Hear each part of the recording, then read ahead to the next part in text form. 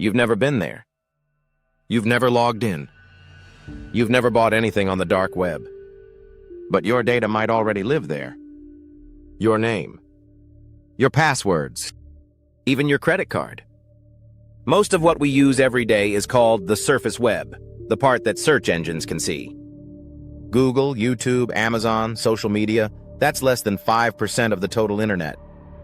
Below that lies the deep web, databases, private networks, research portals, and password-protected sites that normal search engines can't reach. Hospitals store patient records there. Banks store transactions. Schools store student data. But deeper still is the dark web, a shadow layer of the internet intentionally hidden from public view. It requires special software like the Tor browser to access. It's where anonymity reigns, and that anonymity has made it both a refuge for free speech and a haven for crime. The dark web began with good intentions. In the 1990s, researchers and government agencies built encrypted networks to communicate securely.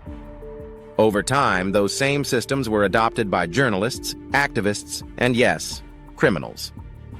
Today, you'll find everything from underground news forums to black market marketplaces operating there. You can buy almost anything. Stolen credit cards, fake passports, malware, even full digital identities. But the most common commodity is data. So how does your information end up there if you've never visited? It starts with a breach. A retailer, a hospital, a social media platform, someone somewhere gets hacked. Those stolen records don't just vanish. They're sold in bulk, often bundled by type. 10,000 banking logins, 50,000 Gmail addresses, full identity packages, includes social security numbers and birth dates. Once listed, that data moves fast. One hacker sells it, another reposts it, and copies spread across countless forums. Even if the original site is shut down, your information keeps circulating. And the prices? A single Netflix account might go for a few cents. A set of verified banking credentials, $50 to $100. A complete digital identity, sometimes called a fulls, can fetch hundreds. Criminals use them to apply for loans, file fake tax returns, or open new credit cards. Every leaked password, every exposed email address adds up to a bigger picture, a digital portrait of you that anyone can buy. If you could see the dark web the way I do, you'd find thousands of marketplaces, invite-only forums, and encrypted chat rooms all operating in the shadows. They don't look like movie hacker screens, they look ordinary. Tables of numbers, lists of emails, spreadsheets of stolen identities. The danger isn't in the design, it's in the information. And once your data is there, you can't remove it. It's replicated, traded, and archived endlessly. The only real defense is awareness, knowing that it's out there and limiting what new data can be stolen next. What many people don't realize is that the dark web isn't all criminal. It's also used by whistleblowers, researchers, and people living under oppressive regimes who need anonymity to speak freely. So calling it evil misses the point. It's not inherently bad, it's unregulated. And wherever there's no oversight, exploitation thrives. For cybersecurity professionals, monitoring dark web activity is vital. It's how new malware, ransomware, and phishing campaigns are discovered before they reach the public. For regular users, it's a reminder that privacy online is never absolute. If you've ever received a "we've detected unusual activity" email, that's often the first ripple from the dark web. When your password from an old breach gets sold and reused in another attack, it's called credential stuffing. Hackers rely on the fact that most people reuse the same password across multiple accounts. That's why a single leak years ago can still haunt you today. The dark web is also where personal photos, medical records, and private messages sometimes surface. Data that was never meant for anyone else's eyes. It's unsettling and it's real.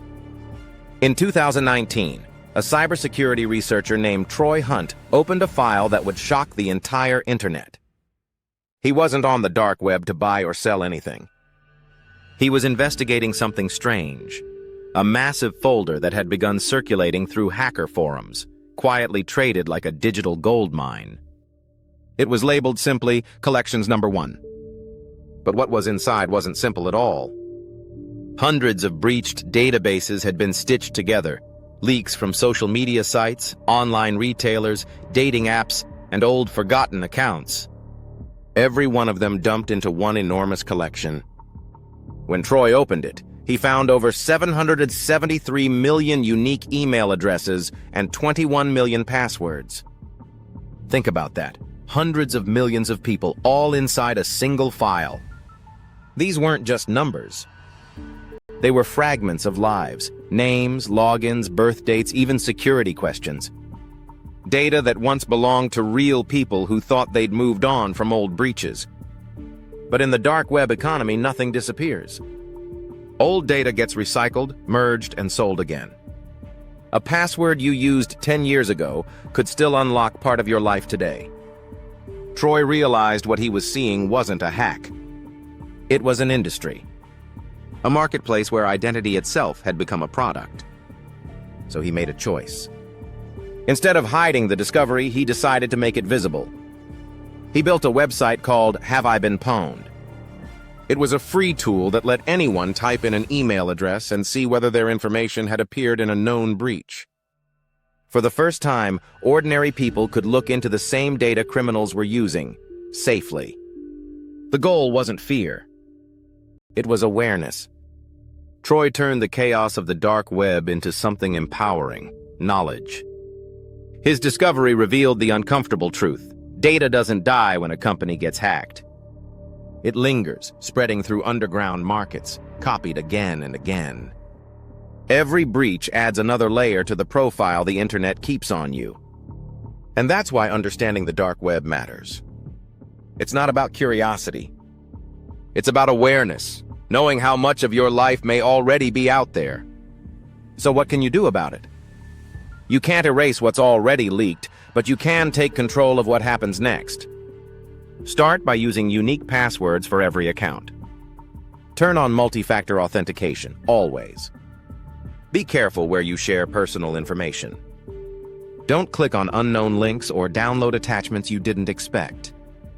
And stay alert for signs of identity theft, unexplained charges, login attempts, or new accounts you didn't open. Understanding the dark web isn't about fear, it's about awareness. The more you know about how it works, the less power it has over you. Most people never think about where their data travels after a breach. Now you do. If you'd like to understand how visible your digital footprint really is, you can run a RepGuard scan to see your privacy score. It won't erase your data, but it will show you how exposed you are and how the world sees your online identity. The dark web might be hidden, but knowledge brings it into the light. Stay aware, stay secure, and never assume your data is safe just because you can't see it.